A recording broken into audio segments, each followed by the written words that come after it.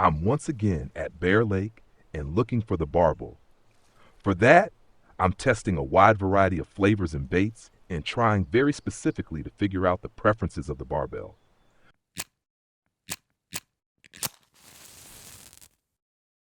So, barbel fishing at Bear Lake works quite well from time to time, and one of the best spots is right here at 55 to 31. A classic spot, one of the 3 important spots here at Bear Lake. If you want to know what the other 3 important spots are and how to best get started here at Bear Lake, definitely take a look at the carp starter tutorial. It also explains which setups you need and how to best begin here. For this test, I'm now using the classic hair rig, meaning the rig that you unlock first when you level up bottom fishing. Well, look at that. Here we go again right away. That's good. So, classic spot here at 55 to 31 with a 17-meter clip, of course. And ideally the barbel should move in here now. Very nice. There she is again already. So the first barbels were already here, even without me throwing in any ground bait. Now I've additionally thrown ground bait onto the spot, specifically ground bait with a classic barbel base, and then directed the whole thing more toward my bait. We'll take a look at exactly how that is built in a moment. But first, let's take a look at the setup you can use to get off to an excellent start here at Bear Lake. I'm currently using the Karma Matcher with the Naga in combination, and the entire setup is properly built here with 18 kilogram load capacity, so also ideal for barbel fishing. And right now, I'm using the classic hair rig. That means I can now choose between sinking pellets or sinking boilies. And of course, I initially tested the spot with 3 different bait combinations. We'll look at those right after this. But first, I need to pull in this fish here. It already made itself known. So straight away, the next fish, and directly another barbel. Excellent. I'll gladly take more of that. Quickly cast out again because right now we're in the evening hours, and the barbel is always really active during the evening hours, but also in the morning hours. That's why you need to be at the spot in time if you specifically want to test the barbel. So let's take another detailed look at the setup. I'm of course only using a single hook, and I tested different bait combinations here, starting once with just pellets, then with boilie and pellets, and of course also a boilie combination. Especially for barbel, which search for their food along the bottom, it's recommended to fish with the classic hair rig, because with the classic hair rig we use sinking baits, and the pellets always work really well there.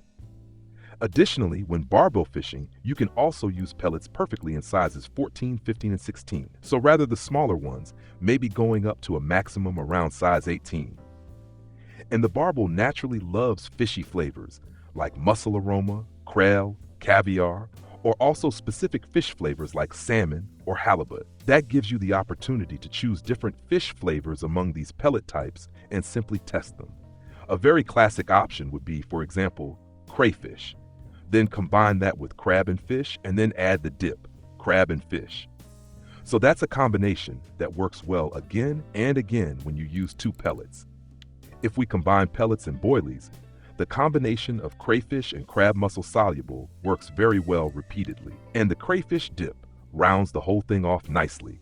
And relatively rarely, the boilie combination is used, so 2 sinking boilies.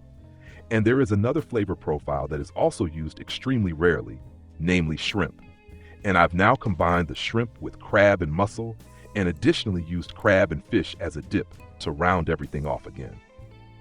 So that's how I'm set up here at the spot right now, and that's how things look at the moment.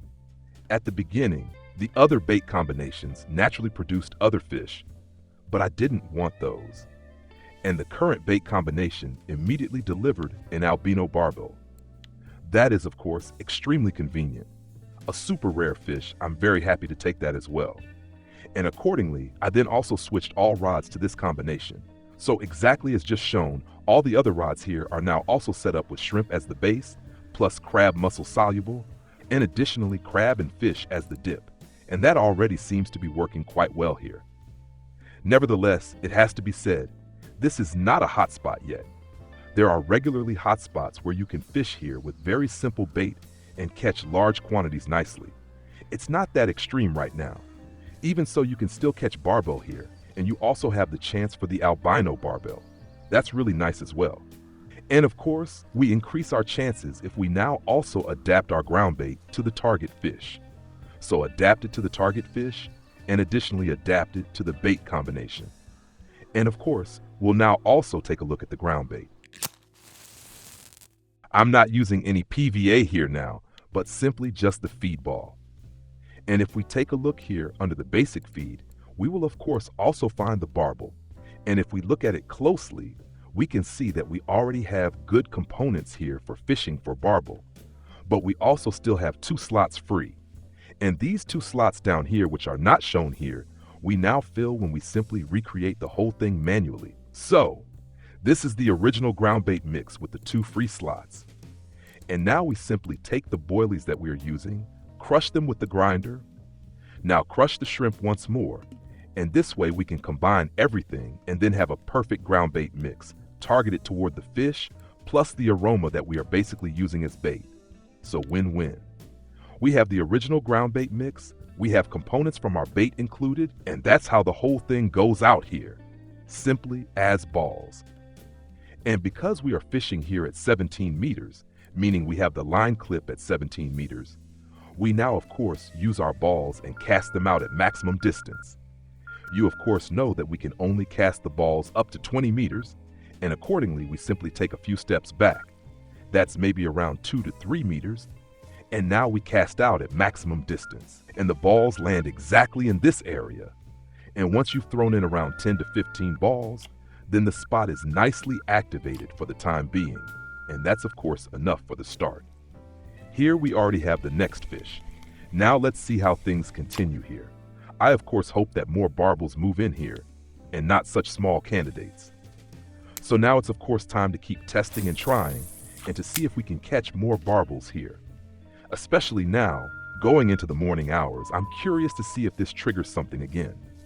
Yeah, and whether the albino barbel shows up again, we can only hope. That is, however, absolutely rare. We also have the marking here, very rare fish, and that is indeed the case. So an absolute lucky fish. Nevertheless, in this way, you can of course always try to catch the normal barbel, or you can also simply test natural baits. So you don't necessarily have to fish for barbel only with carp rigs, meaning with different boilies. You can also use, for example, the night crawler very effectively. Later on, you might even have cockchafer larvae available, but various dough baits also work really well again and again.